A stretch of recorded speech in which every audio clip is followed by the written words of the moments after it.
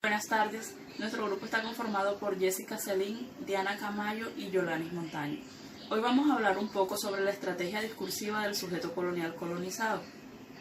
Y para esto vamos a tener en cuenta el artículo de Rolena Adorno, El sujeto colonial y la construcción de la alteridad, y el capítulo 19 de Nueva Crónica y Buen Gobierno de Guaman Poma.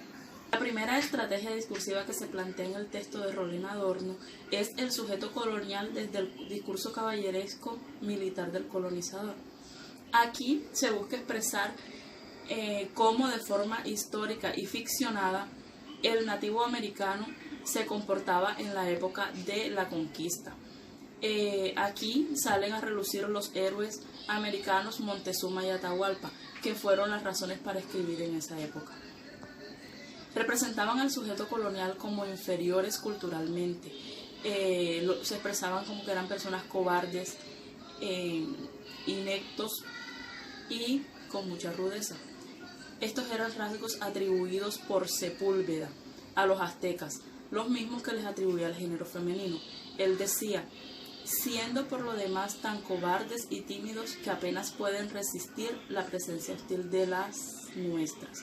Esos son fragmentos textuales que se toman del texto.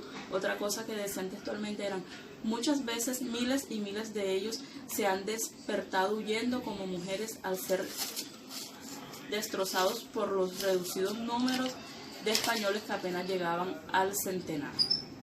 Bueno, con relación a lo que dicen mis compañeras, la tesis que trataremos en nuestro trabajo es el sujeto colonial no se identifica como colonizador ni como colonizado, ya que en su discurso se evidencian voces que hablan desde ambos puntos de vista. Entonces, mostrando así un sujeto colonial productor de la historia.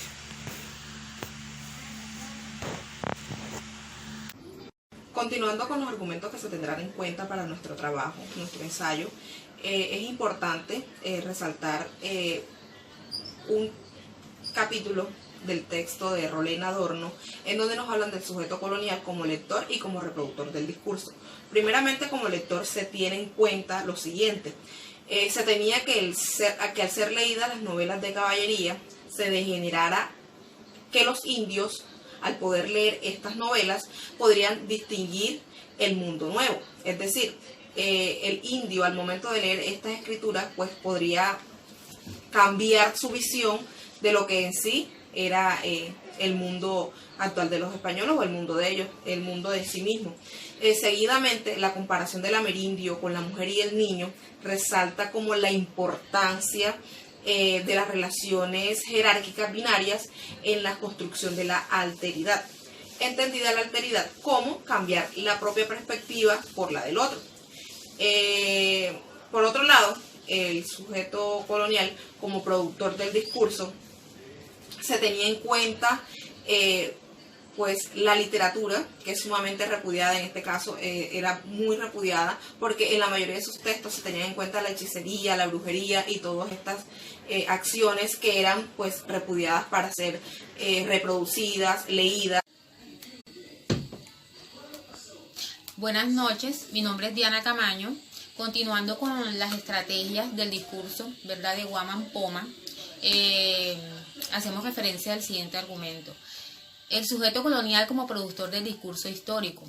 Guaman Poma utiliza diferentes estrategias históricas con el objetivo de relatar las representaciones de su pueblo, especialmente las falsas historias oficiales comisionadas por el virrey Francisco de Toledo para justificar la cruel y violenta conquista del Perú. Guaman Poma logra realizar su proyecto no solo en cuanto a la representación del indígena, la recuperación de su voz y la memoria de los textos coloniales, sino también encuentra a su herencia étnica, incluso el futuro de su pueblo y nación, adoptando la conquista y el proceso colonizador como contingencia de las historias sobre las cuales tienen control. Bueno, alrededor de estas temáticas que se acaban de explicar es lo que vamos a tener en cuenta para la elaboración de nuestro ensayo.